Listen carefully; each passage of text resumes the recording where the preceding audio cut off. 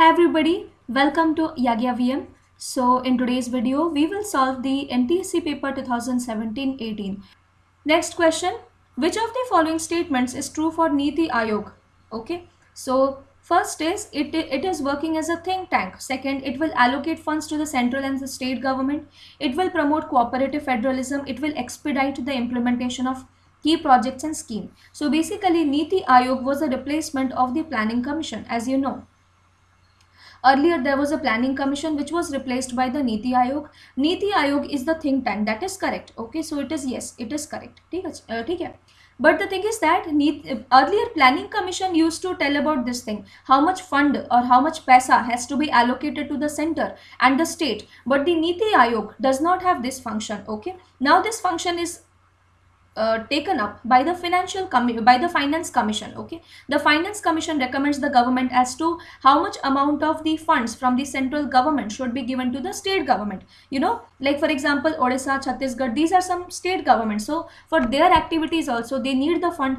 Okay, so some amount of the fund is actually given from the central government to the state government, and to be specific, it is 41%. This percentage is actually given by the finance commission. Okay, getting my point, right? But previously it was done by the planning commission. This particular thing was also given by the planning commission. Now Niti Aayog does not do this, so statement 2 is clearly wrong.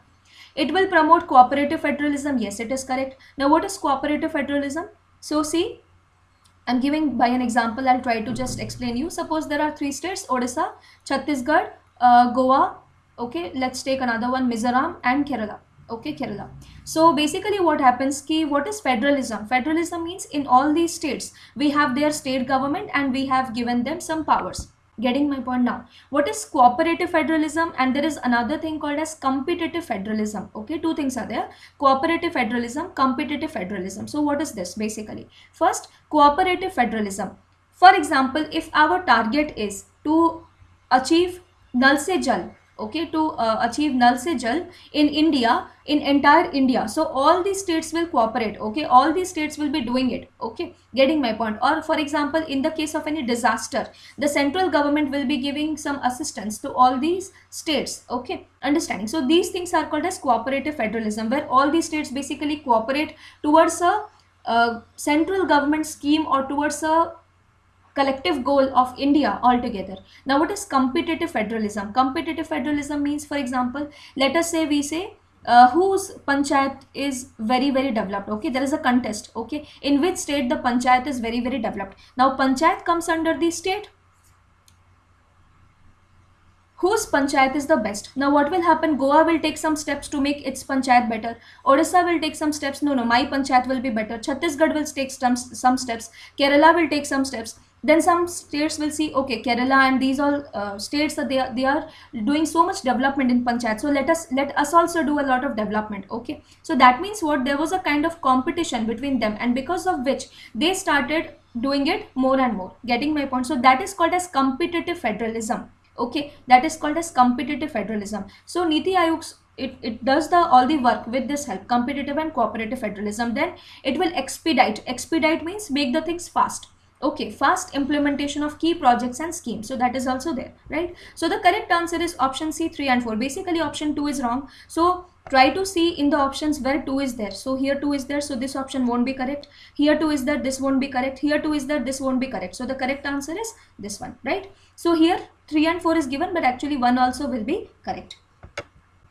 Next question we have to see, arrange the following planets according to their increasing distance from the sun. So even a standard 1 student can say this. So some of the question will be like this, googly. Okay, very easy questions. Okay, so Mercury, Earth, Mars and Venus. So obviously 4 1 3 2 is the sequence. First is Mercury, then Venus, then Earth, then Mars. Okay, next question, which one of the following volcanoes is situated in Mexico? So in Mexico, which volcano is situated? So the answer is Mount Colima.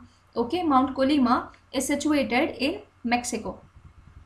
Next we have to see which country is called as the land of 1,000 lakes. Okay, the correct answer is Finland, because here there is a lot of lakes. Understanding? So even an interesting fact is that Norway has much more lakes than Finland. Okay, but it is said like that. Okay, Finland is called as the land of 1,000 lakes. Okay, let's move forward. in which river the Kariba Dam is located? So if you would have seen the map of Africa, there you can see Zambezi River, okay, Zambezi River. So Kariba Dam is located on the Zambezi River. Another important thing about Kariba Dam I would like to say, Kariba Dam is the world's largest, it is the world's largest man-made dam. Okay, it is the world's largest man-made dam and also the world's largest man-made lake. Okay, Kariba Lake and Kariba Dam, getting my point? And it is on the Zambezi River, right? Okay, so if you want to learn world geography through mapping, you can also see a lot of mapping courses that are here. You can just go to the playlist section and search their world geography through mapping, and there you will get entire world geography. Okay, so you can see that part, so that these all questions can be tackled. Okay, like which volcano and which dam and all these things. Next up, between which of the two islands the Sunda Strait is situated? Again, it is a question from the world geography, so I would recommend you to go through those mapping courses of I have covered all the 7 continents in and then Oceania area. Okay, in which I have discussed about all these things. What is the strait, what is the volcanoes, what lakes are there. Okay, so all those important things have been discussed, right? So you can go to that one and watch it. Now let's see this one. Between which of the two islands the Sunda Strait is situated? So it is basically Java and Sumatra.